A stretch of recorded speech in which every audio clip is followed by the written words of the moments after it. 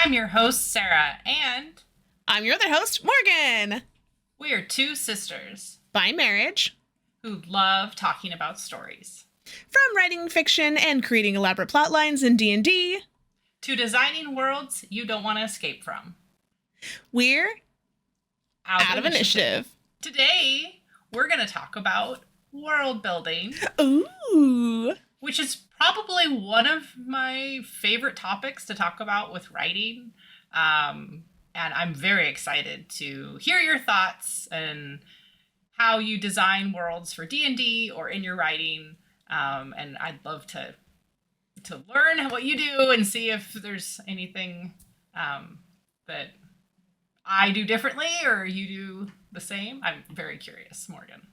Yeah, it's just a drug-induced fever dream, so I am really sorry. That's kind of actually where it ends. Oh, I'm kidding. We've got, lots of prompts. But, yeah, me too. I'm excited because I think this is something we haven't really talked much about. We've sort of dabbled on it a little bit in our conversations together, but we haven't really dug into it before, so I'm excited to get into it. Yeah, definitely. I think this works for this conversation. These prompts, these discussion points will work both for writing fiction and TTRPGs because you kind of have to have a world. Everything has to exist in a world, and if it's fiction, whether that's role-playing games or written fiction books or even movies or TV or I think anything that you're writing, there has to be a world. Is it what we know or is it something different? And we sort of like the unexpected. I love writing fantasy. Do you enjoy modern reality? I love reading fantasy. I love writing fantasy, but I think there's a little bit of an intimidation to if you do a really big epic high fantasy, which kind of comes down to the world building, because if you're just writing a rom-com or any sort of just contemporary, it's usually set in present day and it's in a world we already know, and there's already set guidelines for gravity and oxygen and that kind of thing that everybody is familiar with. But when you get into fantasy and you have magic systems and hierarchy and government and economy and everything is so unique, it's vast. And I think a lot of writers, it's a challenge, it's a fun challenge, but I think it's a little intimidating. So I enjoy reading fantasy that's done really well, so I can just respect that author. I strive to write that, but I know it's a huge undertaking. And we're talking about world building in a vacuum. We're not talking about plot, because obviously the plot can be as complicated or as simple as you want it to be in any genre across. Even high fantasy can have a hyper simple plot, where the rom-com can have the most complicated, complex, weaving, difficult characters that go through so much. So we're talking just about just the magnifying glass down on world building. And I just think it's amazing. I'm wondering, Sarah, do you have any examples of world building that was done really well, that really resonates with you?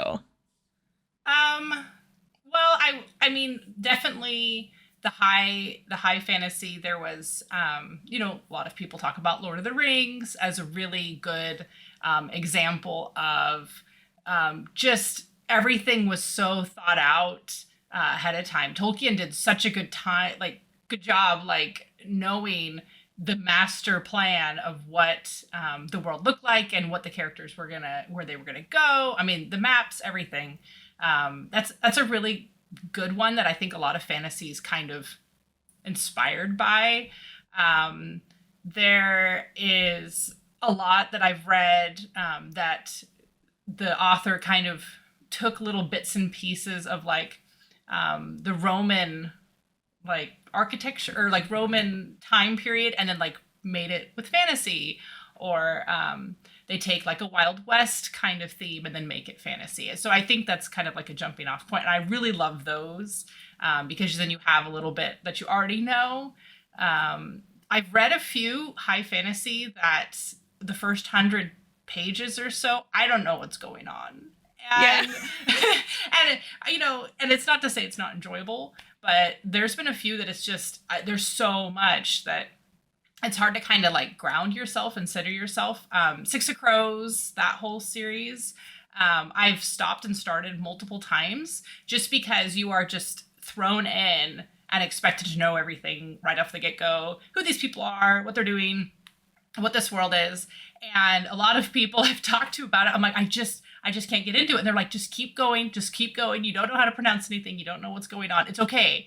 And that's just hard for me. And so I feel like the fantasy genre that takes a little bit, that's like, oh yeah, this is like the Greco-Roman period, I kind of get this, or then it's a little bit easier to get into. But that's just my reading preference.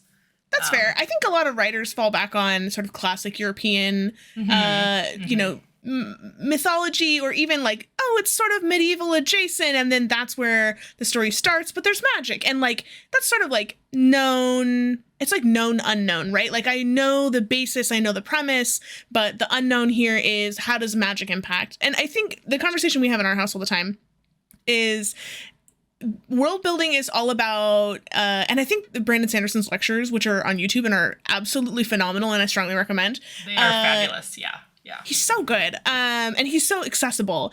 But one of the things he talks about is like change one thing, and then how does that impact the world, right? So if storms are ravaging the surface of the earth, how does that change how people survive? You know, are people living above ground or underground? If you were to take sort of, you know, our earth is largely water, and if all the water increased by, say, 50% and half the world was underwater, what would that do to society? Would we all move inland, or would we build floating houses? Would we, you know, what would be the most scarce resource? Would it be dirt? Maybe there are ships that have to sail around the world, and they send deep sea divers to go down and like salvage the dirt so that we can make gardens that float along the surface. You know, it's just like, what, change one thing and then what happens? The other example that I really love is like, how does Romeo and Juliet change if they have cell phones? Like, if she could just be like, hey, yo, playing dead, don't worry, like send him a text and then move on, that story changes completely. So what's the one thing you're changing to kind of ripple everything else out? I feel like 99% of fantasy stories, if they had a cell phone, would end. Like, you know what I mean? Like, it would just that'd be the end of it, instead of having to travel hundreds of miles to go tell somebody something, or wait a week for a message to be delivered and it's too late. Yeah. But I love this, though, because, like, yeah, it does sort of eliminate some problems, but does it create new problems? What if we become super reliant on the technology and that message doesn't go through? You assume that they received it, but maybe that's where your story starts. So I kind of love to, like, overly complicate things. Again, I'm a game master. It's kind of what I do, is just get complicated. So, like, how do these things that we rely on and expect to function, when they go wrong, like, you know, or when we rely on them and they work, how does that further complicate our story? And like with D&D, I mean, so a lot of the world building is, for example, like the sending spell is not, for the most adventuring parties, it's not something they just can use willy-nilly. Like, it's something that they use in emergencies for a like, it's not just handed out. You know, not every, no matter what class you are, race, you have access to all the sending you want. Like, that's it would kind of break the game in some ways. And so it's like, that's built in. Or any of the higher level spells, like Revivify, you know, if you could just pop someone back up all the time, it would kind of, it would break this, the importance of someone dying. It would cheapen it. It would. Yeah. And so you kind of have to do that in your book too, or whatever story, you know, your campaign. Definitely put in some of the limitations, and that just kind of, it just makes that your character has to work just that much harder, or has to make really hard choices. You know, if they're going to use this magic item and it's going to potentially cause all these really bad, devastating consequences, is it worth it? And so, and that's, you know, D&D or in your book, it's character driven. The world is built for the characters to go and explore, and the characters to grow and develop these skills, or whatever, you know, accomplish their goals. So definitely, you know, you got to have like the balance in there, or it'll start skewing the other way. Yeah. And it's just not an enjoyable game then, you know, or an enjoyable book if it's just, you're like, oh, there's no consequence for this, so why do they just do this? So limitations, I think, really foster creativity. I think a perfect example, I'm sort of obsessed with colloquial English. Like, I think that the way language evolves is incredible. It's so fascinating. And I think a really great example of this is text messages. You and I remember this. Some of our listeners may not. Text messages were not always free, right? So like a sending spell, you can send, say 3 times a day at a mid-level party, assuming you don't need that spell slot for anything else. You're limited to 25 words, and the response is limited to 25 words as well. Text messages used to cost money, right? I remember getting my first phone and my parents saying it's $0.25 every time you send a text. I need you to not send a novel, which is hard. I'm kind of a wordy person, but it forced the generation of people to come up with abbreviated ways to say what we were trying to say and fit it into 160 characters to keep it as an SMS. And like these shorter, more compact, really quick and to the point, because sometimes they were tedious, especially in like ABC or T9. Like it was kind of tedious to type that stuff out in the beginning. So you had to get a little creative, and that limitation is what fostered that growth in our language and created entirely new vernacular, which is incredible. So like, how can that impact your story? If you can only send 25-word messages, does that mean that characters are starting to adopt slang that sort of mashes things together so they can more effectively communicate a point? Or maybe, there are people who are specifically hired who can send that message over and over and over again, and you have to seek someone out to send your more wordy, rambling messages. Yeah, and then, I mean, with the sending spell, too, usually have to be fairly higher level, and so you think of the average townsfolk doesn't have access to that. Like, this is a superpower that they can just think of a message or say a message, and it ends up somewhere, like anywhere. And I mean, yeah, are there retired adventurers that just send messages for money? Like this is a serious, and it's one spell. So, I mean, it's like a really fun side adventure idea. Right? Like it's some just retired adventurer, like they're like 15th level and they're just done. And all they do is send, 3 or 4 messages a day, whatever they have. Scry costs extra. Yeah. Make money that way.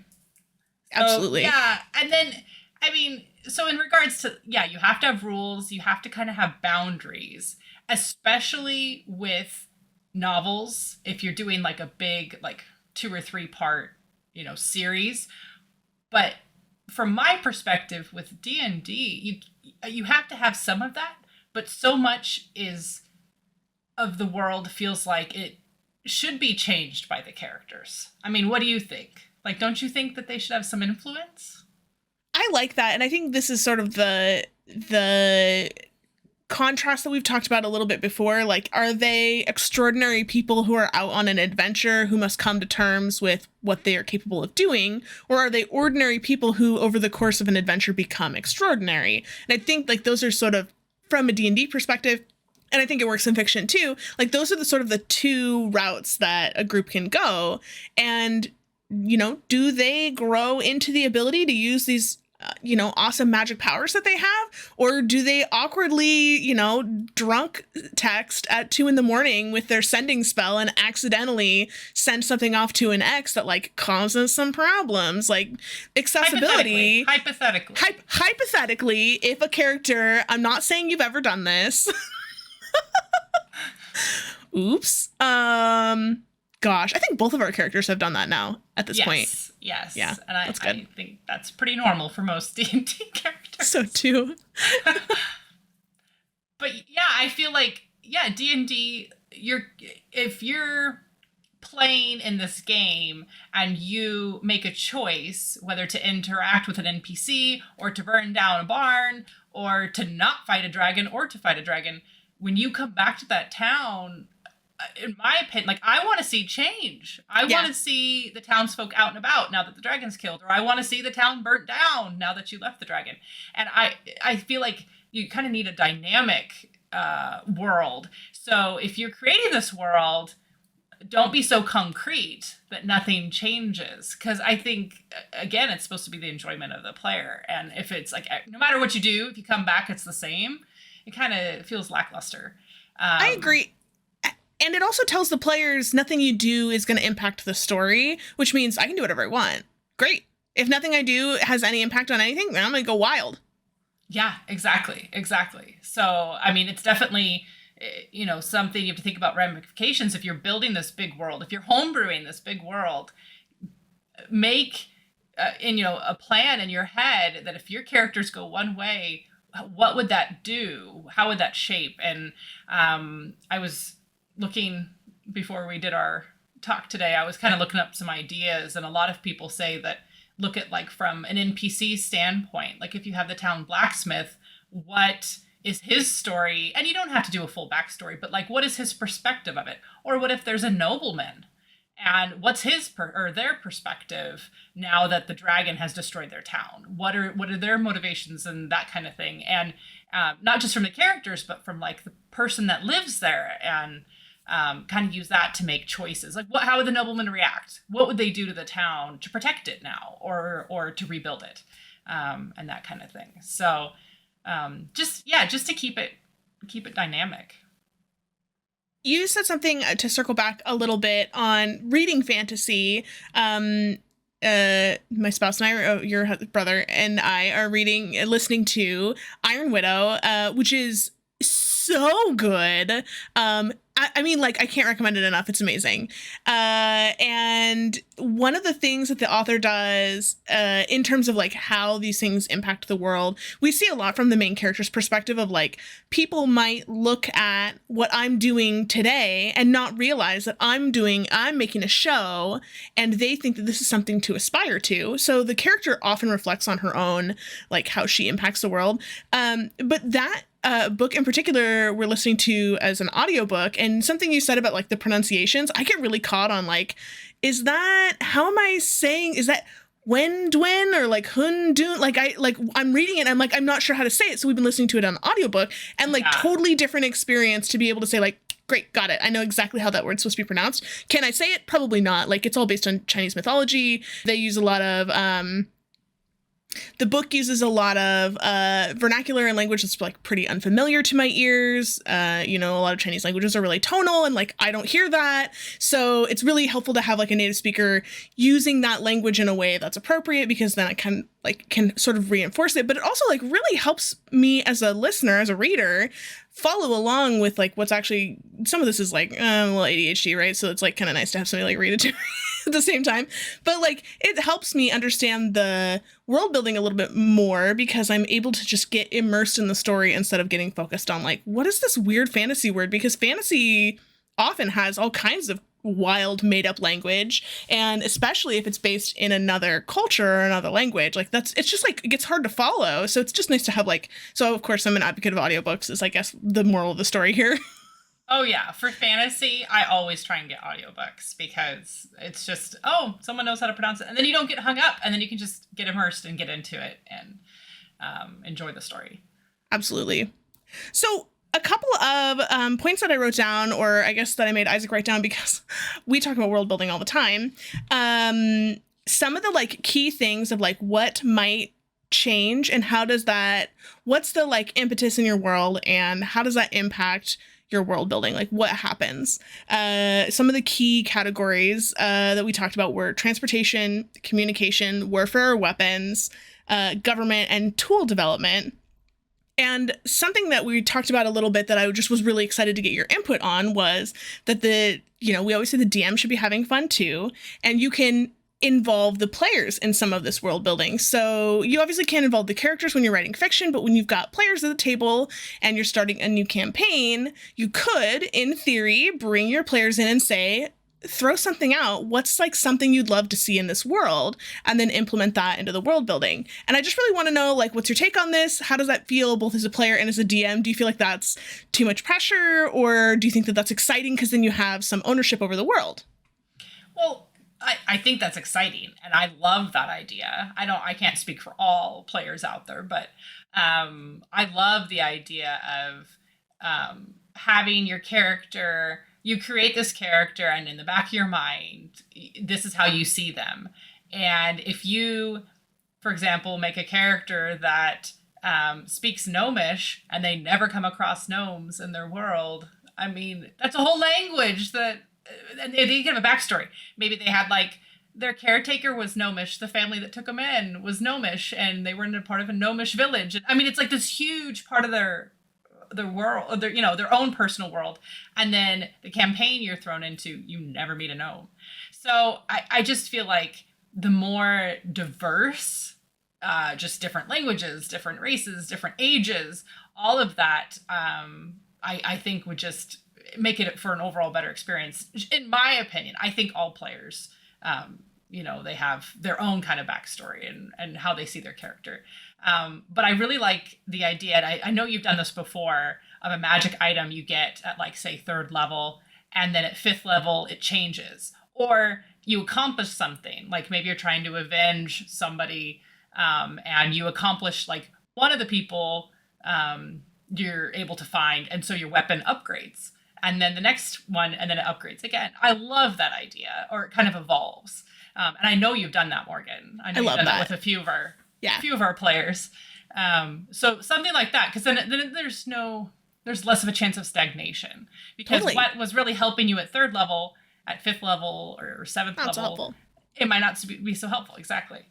So it also is a great way to implement that, like, change based on the character's actions, right? If I left the city to burn and then moved on with my merry little life and didn't think that it mattered, and my magic item now has scorch marks across it, and the sort of effect that it has forces me to remember the souls that I left behind by not saving the town, right?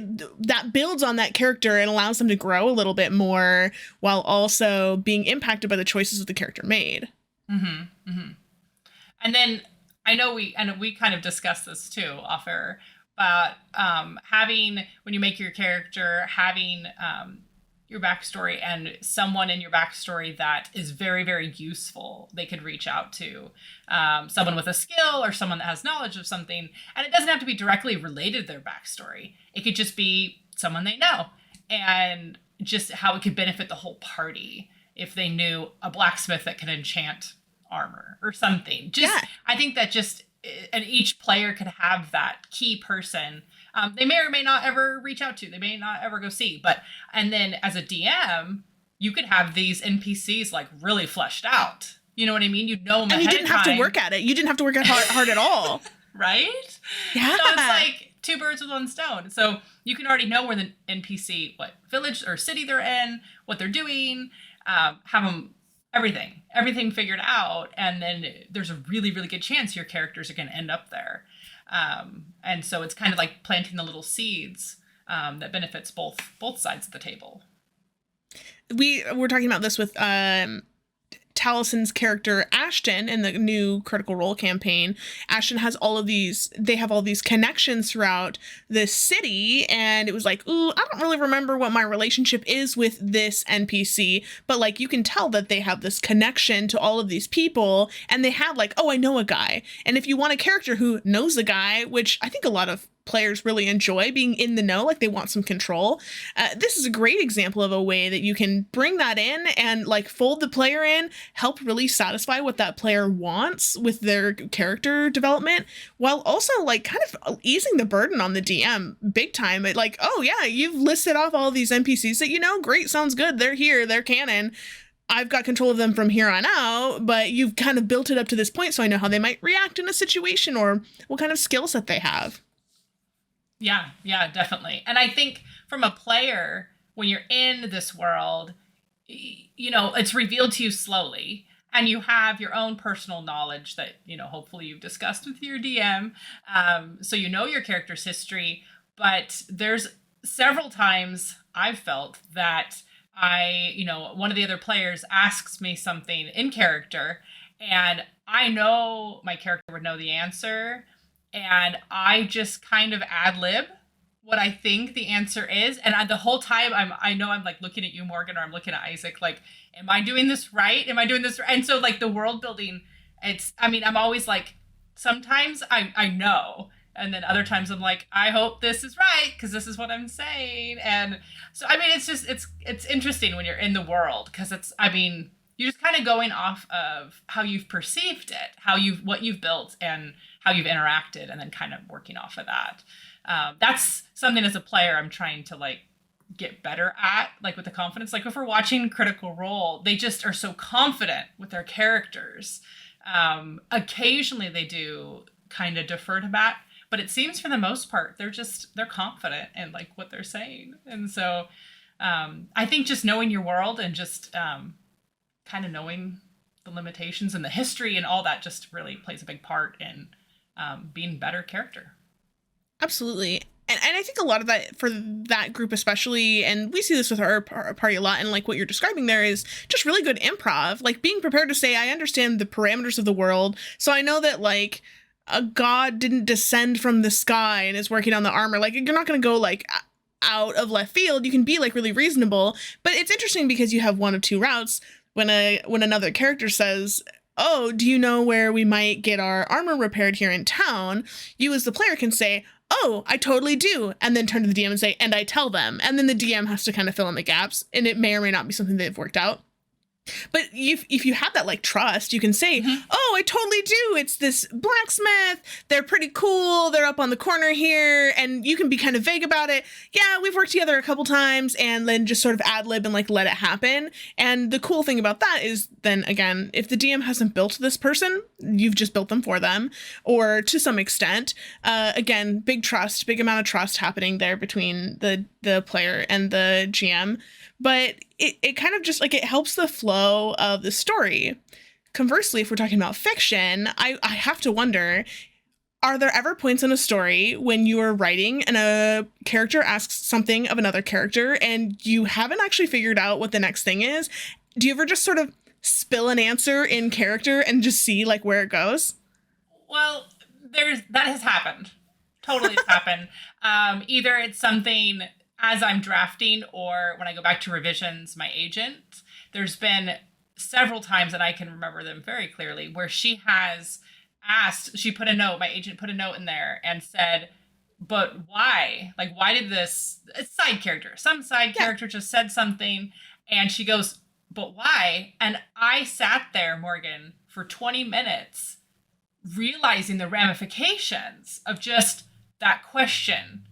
And I had revised this story so many times, and I was mind blown on just that one little piece of why this side character, it was a question they asked, and how my main character responded was like, oh yeah, that's no big deal. But then my agent was like, no, this is a really important question. And I immediately just had to like open a new document and just start like dumping all my thoughts and how huge it affected the world. It didn't change my story, but the world now and my main character's motivation and the ramifications of her not succeeding in her goal change. It really shook it up. So yeah, there's definitely some times that I think I have it all figured out and that I know what it is, and then you kind of get that side perspective, like an outside perspective almost. And it definitely rocked my world a little bit. So it was great. It was great fun. But yeah, that's definitely happened. And that was a fantasy story. I have yet to have that with a contemporary, but never say never. So yeah. When you're writing your fantasy, where do you start in world building? Like, do you typically start from one idea? Do you start with the world building and then just see where it goes? What's kind of your typical path? I definitely start with just like a single solitary idea. Like, what if this is something that happened? What if people had abilities based on their emotion? Like, what if you were anger, you were strong? Or what if you were sad, you could empathize with people? Like, and just have that what if. And then I just kind of start working out from there. Like, who are these characters? Who's going to be my main character? Why are they my main character? And then I do a lot of note cards. I do a lot of, I do Pinterest boards a lot of times, either for just the world or the individual character, just like the overall vibe and colors. And then I just start like, when's it set and where is it at? And there's depending on your story, but sometimes they're pretty isolated. Like they don't, say it's like a boarding school like Harry Potter. It's at the school like the whole time. So I kind of look at that, and if they're going to stay in the one place the whole time, or if they're going to travel, and then it comes up a lot too is the age group, because I do middle grade and young adult, and so there's a big difference. Like young adult, a lot of times they have a driver's license, they can just drive places. Where middle grade, they have to rely on their parents, and if they're doing something naughty, they have to deal with that. So I just kind of start piecing it together. But it definitely just starts with an idea. And then and I've talked to other writers too, there's definitely a percolation period where you get that inspiration, and then it just percolates. And I'll do a Pinterest board, I'll put together like a Spotify playlist, and I'll just sometimes I'll just open up a document and just write some stuff. And I've learned this from some other authors that I've gone to conferences and stuff, and they'll say what they'll do is they'll just kind of put it away for a while. Yeah. And if that story keeps coming back, if that world keeps just kind of haunting them, then they know they have something good. Because I know writers, you get into this and you're just like, oh yeah, this is the best. And then they just like a month into it, they're just like, I'm done. Just peters out. They just don't want to do anymore. And so not all of your ideas are going to be ones that will fully form into a full story. They might just be really cool idea, not sure how that would, look at becoming a full novel or multiple novels. I think, again, one of the Sanderson lectures, because I love them so much. One thing he said that really stuck with me was that he keeps just like a running list of ideas that like, what if people had powers based on their emotions, right? Like, and then jot it down, and then you let it percolate, right? If you have more, you can write more. I'll do like kind of a sub document off of it. But then just like a running list of ideas, and then start saying like, well, what if this idea and this other idea were mashed together? What if people had powers based on their emotion, and there were hurricanes ravaging, the coast all day, every day, forever? Okay, so what does that mean? Are there concentrations of people with different powers in different places? Or do we start to see that there are people who are really numb to things and don't have access to their power at all? Like, mash those ideas together. And at first it was like, sometimes they're really disparate thoughts. Like, this doesn't fit with that. Mm-hmm. And then you start trying to cram it together and like, ooh, but what if? And then it sort of brings this like sort of a new place. And it kind of helps me really wrap my brain around things a little bit differently. Yeah, I have a folder like that. It's my super awesome, fantastic story ideas folder. And mine's called books to write. It's really not very creative. It gets the job done, right? It does, yeah. And I'll just drop things in there. And like if I watch a movie or I just finish a book, and I'll think, oh, that premise or something in it really stuck with me. The scene with these two characters was just, it was just perfect. And I'll just kind of write something in there.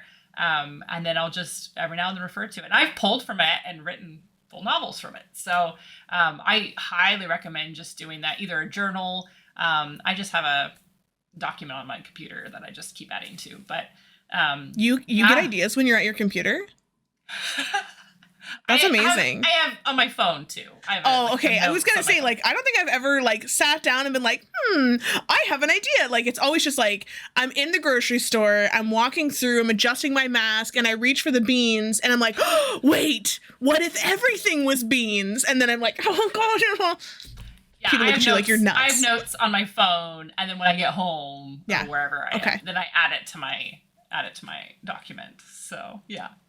Do you have people you workshop with when you have an idea, or do you wait until you have something more formed before you start talking it through?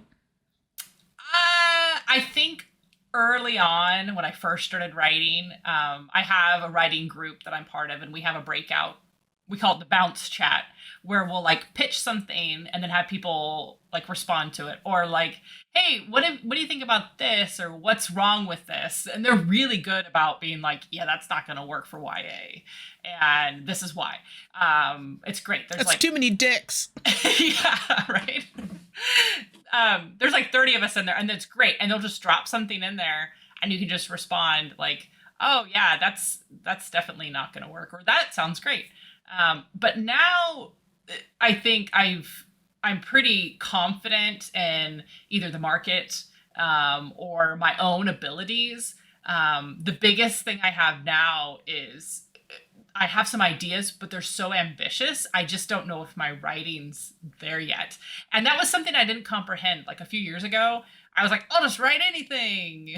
And now, like, there's a really funny like infographic floating around. I'll have to post it, where they talk about like the new artist and like how they think they can do anything, and then as they get more advanced, then they realize what they didn't know the whole time. Like as they know more, you realize you know less than you did to begin with.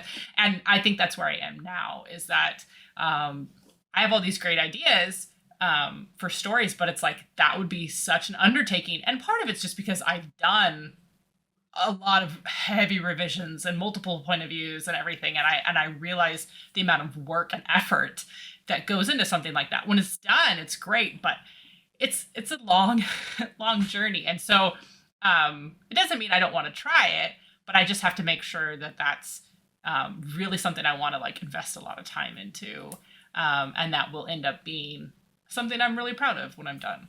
That's important. But I think especially if you're like just starting out, have someone you can bounce ideas off of is great, whether it's a spouse or a friend. Probably not your dog, because they're not going to give the best feedback. Hey man, if you don't have anyone to bounce ideas off of, we're happy to be there for you. Like we're happy to like bounce ideas off people. I feel like that's something that we haven't talked about before, but like, oh yeah. If you want to talk through something, we'll talk world building all day. Yeah. So, yeah, definitely. Yeah. If you come up with a pitch or like a story synopsis or something, run it off somebody and see an outward perspective. If they think that sounds fun, or if they think it sounds, like it'd be complicated, or a lot of times, I'll explain a story, to my spouse, and he will be quiet the whole time and then promptly poke a bunch of holes into it that I did not realize I hate that. existed. Yeah, but it's helpful. It's very helpful, and then it saves a lot of headache later on down the road, because then I immediately have to go back and fix what happened. Why were all these holes here? So I think it's good. I think it's good to kind of get your skills up. Yeah, I'm very fortunate to live with a voracious fantasy reader.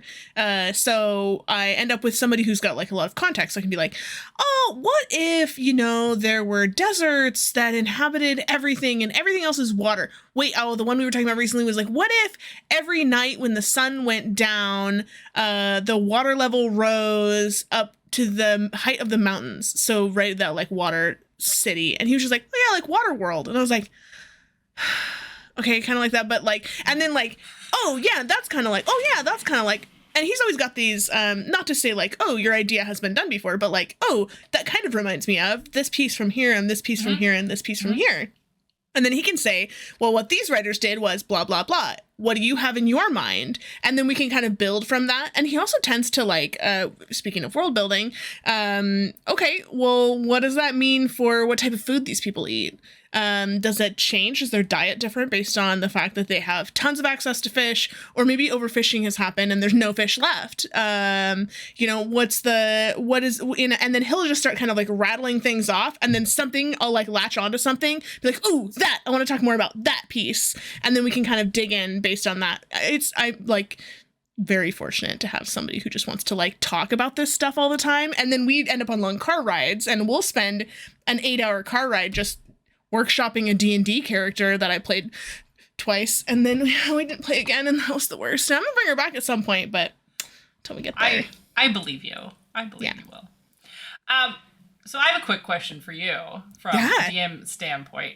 When I am writing a novel or working on a book, I often will come up with the whole world system, and definitely high fantasy leans towards like way more work. But I feel like when I finally do write the story, I use maybe a quarter of what I wrote. There's probably a whole bunch of notes somewhere on my computer that will never see the light of day, that are Dune style, sure. Yeah, that were important to me to know as I was writing, even though it was never put down in the story. Do you feel like with D&D, if you're homebrewing a campaign, that you have so much backstory or info that we never touch? Or do you feel like as the players are going through that you're kind of filling in pieces enough that you feel like you're giving a full depth of your world? Yeah. Oh, I love this. So, okay, I think some of this is like soft magic, hard magic, right? So, like a hard magic system, like what you're describing, requires a lot of context and a lot of backstory and a lot of information. I put the iron in my mouth and it burns in my stomach, and this is the like chemical reaction that happens that causes me to have this ability, this strength, this push pull, right? And that is like more rigid magic system requires more information. Whereas when you're talking about sort of, I like to try soft magic, some soft magic systems, you know, it might just be like, they scribble some runes on there and then they move on.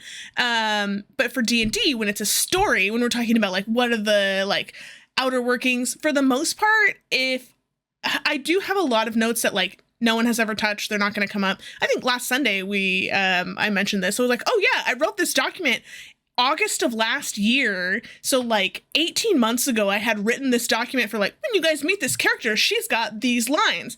Everything had changed. So it's like, it's almost not worth it to spend so much time really getting into the nitty gritties, the details, writing out dialogue. I'll do like some scene setting and maybe some bullet points of what that person knows and what their personality might be. But I find that like the more time and energy I spend anticipating what you guys are going to need, the less useful it's going to be. But I do have pages and pages and pages of notes. I think I got the idea from Lazy DM, Sly Flourish, Lazy DM, talking about Lazy DM prep is like building a world. You just need like 6 truths. Like what's going on? What are the 6 things that are happening in your world? The 6 truths happening in your world. Okay, so there's portals appearing all over Faerun. Okay, and there's one person who's trying to seize power. Who's helping them? Okay, and there's this weird sickness that's happening in Oxglen. Okay, cool. And then there's also, and I came up with my 6 points, and then you can just build from that. And whenever it's basically a coin toss. You guys meet an NPC and they know or they don't know about each of these 6 points. And then I can sort of improv in the moment what they might know or not. Granted, I'm an improv heavy DM, and that's kind of like a huge part of how I operate because, you only write so many 18-month-old documents that don't get used before you're like, okay, I'm kind of done with that. Maybe that's enough. Yeah, I think kind of comes down to with people using modules in D&D. Yeah. Because if you're homebrewing an entire continent and your characters never leave one little state, I mean, why do you need to know on these islands what their culture is or what? It's never going to come up. That's so much work for yourself that really doesn't need to come. If they end up flying and transporting to that island, just hope that you're going to take a break and you'll have some time to figure out what's there. Because I think it'd just be so much work. And then when the campaign ends, it'd be kind of a little bit of a letdown too, because you're like, this whole world, they only, they scratch the surface of this whole world. So I like what you're saying about you just have like some big bullet points and then just kind of fill in the pieces. And it kind of comes down to your players too, your characters. Their backstories are going to be kind of molding your world a little bit too. Where like with a novel, you have your big world, you outline your novel. Most people outline their novel. Yeah. Some of us start with the sex scenes and work out. Okay. Like that's your inciting incident, right? That's there. My inciting incident is the sex scene in chapter 30. So let's work out from there. So you can have your big world and have your document or whatever that isn't, because your characters are going to end up there, or that it's going to be relevant to your characters. And so, or might be, because you're the character instead of in like a D&D, where it's shared, it's kind of a shared story. So, that makes sense. That definitely makes sense. And you do all that work and effort for something that's just going to change or modify anyways. I mean, it's all so character driven. Just kind of, I think setting broad parameters is probably the best way to go. It is, but if that's what's fun for you, if what's fun for you is like somewhere in the Twilight Grove, there's a woman named Persephone, and she knows these details, right? If that's what's fun for you, and then like, ooh, I hope they end up there, then great, do that.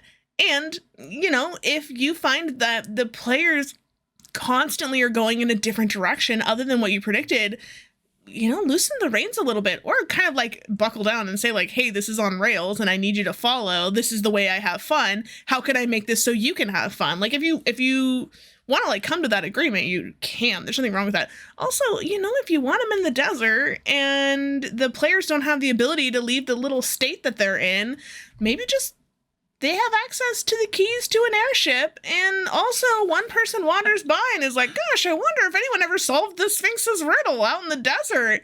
And then like, boom, they're on their way there. Why? Because they like to do whatever is chaotic. They love it.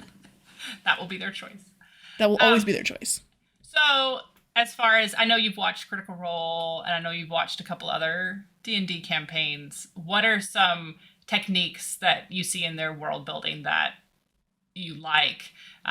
For example, I know there was one you were talking about. There's, I think it's a magic shop, and I can't remember the name of it, but it's like a franchise. Like it's like a McDonald's. Do you remember us talking about this? Oh, we were talking about that. Was it the McElroy brothers? Every town has this magic shop, and it's like a franchise. And I just am fascinated by that. Maybe that's acquisitions. I can't remember. I'm sure they were talking about like will tell us. There's a franchise that's in like every. I think that's hilarious. Yeah. And I also really like silly things. Like it can be high fantasy, high stakes, really intense, dramatic romance, because I like romance in my stories. Yeah, and yes. And then also there's a franchise, magic item franchise in every town, or like our favorite guy that we love in our 2 campaigns that we're running right now, Mr. Pickett, who runs the like magic shop cart, and that just appears sometimes when we feel like it, and we have like a Google Doc of the like his inventory, and he's cranky and he charges too much and he never remembers you. Like that's the important thing, is like we wanted him to have, you know, world building on a micro scale. Like we wanted him to have like 1 or 2 personality traits that would be really easy for either of us to draw on without having to build the character too much. So we're like, he never remembers anyone that he meets, and the punishment for stealing things is dire, right? Like we hadn't really talked about it, but like basically it would be you'd get trapped in a gem or something. Like it would be really dramatic and horrible. So we wanted to like, okay, those are the parameters. And then where is he? Well, right now he's at the weigh-in, and as soon as the party returns, he's going to be gone. Cool. Now you guys can throw him out here. Okay, great. Now he can be in this one shot. And like we just started like popping him in everywhere. And every single time when people were like, haven't we met you before? He's like, I have no idea who you are. So then the party starts to question, is this a different guy? And there's just a bunch of them and they all look the same. Or is it just this one guy who travels a lot and like has met too many people and doesn't remember anyone anymore? I think that's so fun. He was great fun. I remember we met him in one of the campaigns. He was a hoot. He was really fun. Where our inspiration was so the like pirate fence from Starlight. No, what is that with Daredevil? Is that Starlight? What's the name of that movie? Stardust. Stardust. Yes. With the handsome guy. Yes. And Claire Danes. Right? Oh, Charlie Cox. Charlie Cox, thank you. Yes. Oh, I have such a crush on him. He's so cute in that movie. Yeah, but they're like Cockney accented creepy guy who sells them the lightning in a bottle or whatever. And I just like, we thought that like it would be really funny if that guy was the fence just always. Yeah, it's just always there. Great character. Yeah. So it's fun to get some silliness in there. What are some ways you do for your world building? Like I've talked about like Pinterest and mood boards and stuff, but I'm curious what you do have. Yeah. So a lot of it is like, I'll jot down like kind of the main ideas, and then I do a lot of talking, whether it's to myself or to my spouse, or I'll have like the whiteboard and do like, okay, so this magic draws from this and goes to this and this other magic, you know, so it's circular, and do like kind of a lot of like diagrams, because for me, it's like, if you can figure out the magic system, then it's easier to drop that into a story. So they're kind of two separate things. It's like, what's the character? What's the magic system? Okay, so it's this character. She's raised by people who believe that the only right way to do magic is to write the runes in the air. And she's an inherent magic user, like a sorcerer from D&D, and she can just kind of fire something at will. So, okay, now we've got our conflict. She's got some inherent conflict. And now what's the greater conflict? And then, like, what's the world like? Well, maybe there are other people who have magic like her and they're somewhere else. So I just sort of, like, snowball out. And I'll often just start, like, writing and then, like, getting really into something and then being like, okay, on further revisions, all of this is wrong. So I do a lot of, like, scrapping and starting over, which is so hard. It is hard. I've done that a few times where I've saved pieces. Like, I'll write a whole chapter and I'll save like 3 sentences. Mm-hmm. This one line of dialogue was so good, and everything else. It takes the sting out a little bit because you're like, it's still there. Like, there's still some. But I've done revisions. I just cut massive amounts, and I usually will save it in an extra document. I call it like my graveyard document. And I do that too. Mm-hmm. It's precious. Makes me feel like precious. Yeah, the overall word count was bigger because I got to count the graveyard document, and then, like, you know, it's obviously not in the final, but yeah, but I do a lot of, like, okay, if one thing changed, what happens? So if the whole world, you know, is based on 3 huge island continents, and each of them are super separated from each other, and water travel is basically impossible. Okay, so these 3 super separate cultures, and what are they based on? Are they hot? Are they cold? Are, you know, okay, what magic do they have there? Is there magic there? Do they know there's magic there? That's kind of like my favorite question is, do the people know how it works? And then we kind of come back to those, like, categories we were talking about before, like transportation, communication, warfare, weapons, government, tool development. Like, what are those things? Like, okay, if they've got magic and there's a government, maybe it's a monarchy, and the king, you know, maybe it's boring to have a king. This is, like, my favorite thing that I have, like, in one of my current work in progresses is, like, the king isn't just whoever inherits the throne. The king is only appointed when the current king dies and they finally read his secret king's note, and that says who his successor is going to be. So it's only whoever has curried enough favor to end up with their name in the king's note. And then, like, so what happens? Do people start trying to kill the king all the time, hoping that their name will be next on the king's note? Which is what happens, hint. And, like, there's this huge churn all of a sudden in the monarchy. So now the monarchy is really unstable, which means the leadership's not doing anything for the people. So is there maybe a huge wealth disparity between the people who are working and the people who are currying king favor? Because the only people who could do that would be the people who have money. I kind of only write anti-capitalism stuff, which is maybe not great, but... most writers have a theme. Oh, like, boy, they really yeah. have a theme. Yeah. I do a lot of children rebelling against not just their parents, but, like, what their expectations are. Their parents expect them to do this, and they want to do this instead, and kind of finding their own path. Like, all of my stories are that way. I love that. It's definitely a theme. But I like what you're saying with the magic system being separate. Because I feel like so often they have their world, someone creates a world, and then you put the magic in it, and it can just break. It just breaks everything. It just breaks it all. Yeah. And there's so many ways people have put magic into stories. It's religion-based. Only, you know, the people with magic are considered holy, and so they have all this power. Or... they have the magic, like with the Six of Crows, like they use it for the royalty, like they assist the royalty, or they use it for weaponry. And I think it's just so fun to kind of, like, see what the limitations are, but then how the magic is utilized in the world. And we've seen this has been a big trend lately. People that have magic are feared. Like they are... it's not good to have magic, and so that's like a huge YA trend. Probably the last 3 or 4 years is if you have magic, you're evil. If you have magic, you're bad. And then you kind of, you know, your whole world kind of spirals out from that.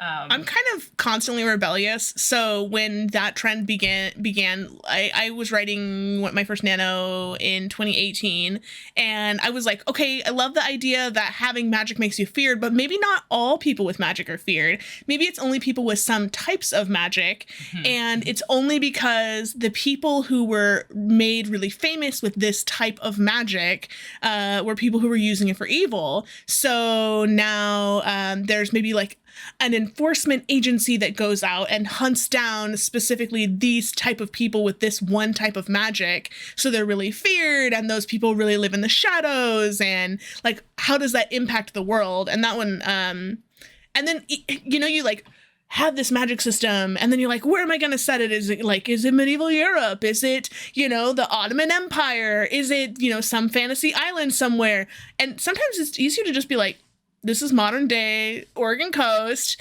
and nothing is different. All of these people have just been living in the shadows. We just don't know that this is happening, which is like kind of a fun, it's kind of a cop out, but it also is kind of a fun way to like, just like, okay, just see where it goes. And then what? And that's the question, is constantly like, and then what? Exactly. Before we wrap up, where do you get some of your inspirations for world building? Movies, video games, books? What do you feel like you draw the most from? Ooh, okay, this is kind of awkward, but like I have really vivid nightmares like all the time. And I'm sure they're based on something that I've consumed, some media I've consumed, not something I've consumed like I ate too much chocolate before bed, but like I think that they're probably inspired by media. So I try really hard to stay away from genres that do give me nightmares, but like I just have the wildest, most horrifying nightmares all the time. And sometimes they're not all bad, and sometimes I end up with a story that's like kind of a decent like idea, good place to start from. And that's, you know, that's great. I love that. So that's typically where I come from. But the other thing is sometimes like you're saying, like a scene, like an interaction between two people. I'll be in, you know, watching a movie or watching a television show, and there's a really sweet interaction, and in my head I'm like, oh, this is so nice, and I love that this like interaction is happening. I love this. But what if they were from warring factions and they had two different types of magic? Or what if neither of them were magic users, and that's super unusual? And like just sort of that like what if spiral, that helps a lot.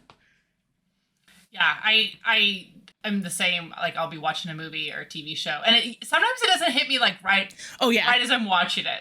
Like sometimes it's later on. You know when you watch like a really good movie, and it just kind of stays with you. There's got to be a word for that. You know, like 3 or 4 days later. What? Good writing. I think it's good writing. And even if it's like when you're watching the movie, you're like, yeah, this is a decent movie. But then a couple days later, you're like still thinking about it. It's usually like a specific scene or the way a character reacted to something, and it was so good, and you just start thinking like how would that character be in a different world, and how if you had that character, why is that character the way they are? And I often feel like my stories are so based on the main character. Seeing a scene in my head, they're just fully formed, this character. Yeah. And then I drop them into this world, and it's just their reaction. I know there are lots of books that I have read. I read all genres. Even though I write for kids and teens, I read all genres because I feel like there are pieces you can take from adult thrillers that you can use into a middle grade. I feel like those characters, you can really kind of make them your own and draw from that, from all sources. So I definitely encourage like reading broadly. You know, have your favorites, but reading, because you can get so much inspiration from that. Absolutely. And I like sometimes, yes, the characters do just like spring from my mind fully formed, and I just like I've heard a lot of writers talk about like I can just sort of have a conversation with them, like have an interaction with them where I'm like, oh, I know Kate, and I know what she's about, and like I've seen her life, and I know her parents abandoned her, but she doesn't know that, and like I have everything about this character. And then other times it's like, oh, I think I know this character, and then as I start working through, I'm like, actually, maybe she has this baggage, or actually maybe this baggage is too much. And you have to like really, it's hard to like mold them a little bit once they're like spring from your mind fully formed. But yeah, sometimes you just have to like take pieces, or like, these two characters are both really good, but I kind of think they're just one character. Like, how do they fit together, or splitting one into two? And it's just kind of like, take all the like scraps that you find and like lump them together and then sort of mold something with it and see what happens. And I know there's other authors like Adrienne Young, who wrote Sky in the Deep. She said multiple times in interviews that her whole book, the whole story was just based on her having kind of daydreaming and having a vision of her main character and the inciting incident where she's standing in a field and there's just dead bodies everywhere, and she's holding an axe. It's a Viking-based story. And she's holding an axe, and she looks across the field, and it's misty, and she can make out someone in the distance that she knows, and realizes that she was attacking this other tribe, this other clan, and someone that she knows. It's not very spoilery because it's like the first chapter, is part of that clan. And then she thought that person was dead and they're still alive. And so she said that was the inciting incident, and then the whole world just kind of built around that. And I've had that a few times too, where it's like, when you're on Google Maps and you're zoomed way out and you like zoom in, like I'll see the character in the world from way far back, and then I kind of zoom in to see like, what are they doing? Why is this important? That kind of thing. Okay, Google Maps is actually like kind of I love doing this, where you like spin the globe, land in a random place, zoom all the way in until you find a person, and then like looking at where they're going or what street they're on, like instantly just see like how much of a story I can make up. Oh man, this guy's on his way to get milk because, his roommate drank it all, and, just sort of like, and yes, and all the way out to see like what you come up with. And like often it's just trash, but like it helps like sort of flex those muscles to kind of keep me like thinking about like how do things interact and what's going on in the world. And having access to Google Maps is great, since we can't go out into the real world as much as we used to. But I know like writers that sit at coffee shops and they just look at people coming in and out. And that's a character. That person's going to be a character in my book. And just people watching too, just seeing how people interact, how they talk, all of that can really, come to play in your book. Just how they interact with the world, that kind of thing. Yeah, definitely. Cool. Well, I'm kind of ready to like put pen to paper and like make a world. I feel like I've got a new world kind of bubbling now. Oh yeah. I know there are a lot of great resources on YouTube for world building. Just Google world building and writing. And I know there's a few that I came across from just quick searches that are D&D specific, that are fantastic. And like we said, Brandon Sanderson's got a whole series. It's his whole like class lecture from Brigham Young, I think. Yeah. But beyond those two, there's a lot. We could spend hours discussing world building. Oh yeah. Mm-hmm. And we could make you a playlist that would take the rest of your life. So yeah. So this has been great fun and very enlightening. I love all these ideas. I need to go write them down now, that all the different ways I can use it in my world building. Well, Sarah, thanks for talking world building with me. Absolutely. This has been Sarah and Morgan. We're out of initiative, but we're going to get back into it. Go roll some dice and tell some stories, and we'll see you next time. See you next time. I'm your host, Sarah. I'm your other host, Morgan. I'm sorry. Disaster. Okay. I know. Okay. Every time. We had to just kind of get it out of our system. Okay. Today we're. Do you want to lead us in? Lead us in. I'm so scattered.